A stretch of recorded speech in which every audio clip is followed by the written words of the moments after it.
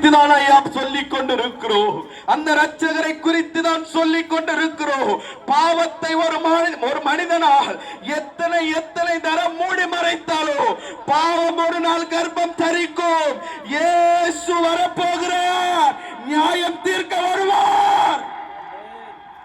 நீ மனம் திரும்பினால் இயேசுவின் பக்கம் திரும்பிக்கொள்.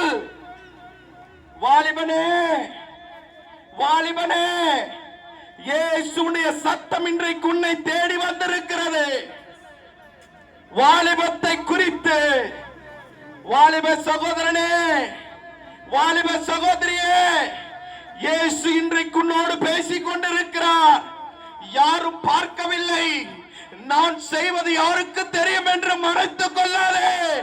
அண்ட சராசரத்தை சிருஷ்டித்த ஒரு தெய்வம் பார்க்கிறார். அவர் நியாயம் தீர்க்க வருவார்.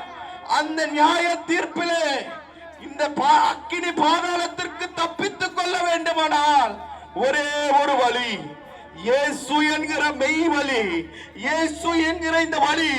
இந்த வழியை எந்த மனிதன் பின்பற்றுகிறானோ, இந்த வழியை எந்த மனிதன் பின்பற்றி வருகிறானோ, நிச்சயமாய் அந்த மனிதனுக்கு பரலோகம் என்கிறதான சொர்க்க வாசல் இருக்கிறது ஐயா.